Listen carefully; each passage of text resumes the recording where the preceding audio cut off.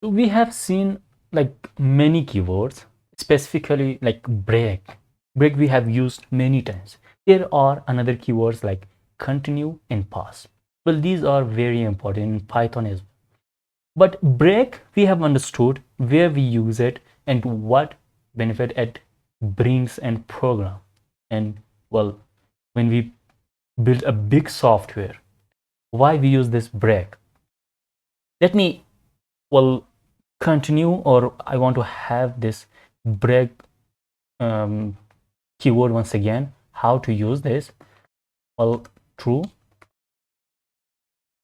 while true, input, enter something. And here I just add the break. If I don't add the break, it will continue asking this, but it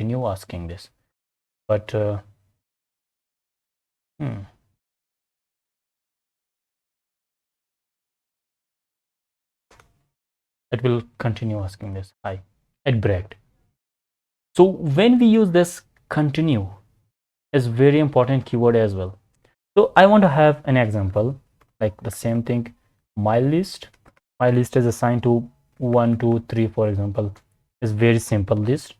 For well, I'm using for loop for item in my list. I want to use this, and I say that continue. I use continue keyword here and print the item. Okay, I just want to print this. Well, it provided me 0, nothing. Why? Because when the Python interpreter, when it comes to first line number 3, it will check that this is a variable and it is something assigned here, and it checks the for loop.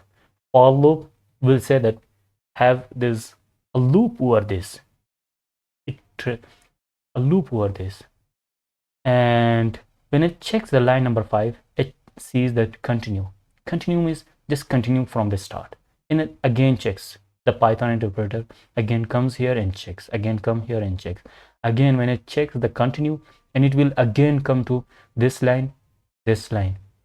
So well, continue means to continue, and to stop, it will stop here. It does not show anything, it does not allow to show anything. That's why continue is important sometimes. And well, if I have this before this continue, what it prints 1 2 3, but it stopped here. It did not continue here because it printed something. And if I have this here, as you know, it doesn't show anything, like 0. The output will be 0. So this is the example of continue. And what is this pause? Pause is also a keyword, is very important, but it doesn't do anything else, or it doesn't do anything important. But sometimes the programmer use this. Well, we have here this pause, but we want to, well, if I paste it here, I want to check.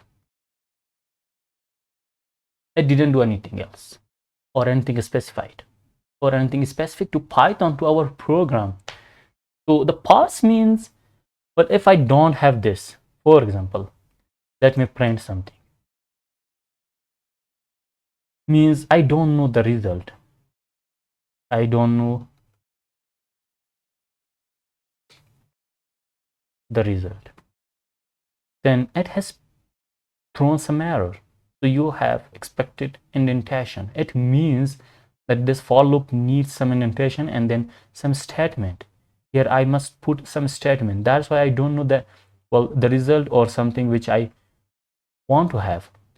And what I do, I just, well, do this pause. Means for now I don't understand anything. Just pause it. It is, well, many developers use this because sometimes when we want to avoid crashing or avoid throwing the bug or throwing the error, that's why we use this. But specifically if we tell that we want to have a very like great usage of this, we do not have something like that.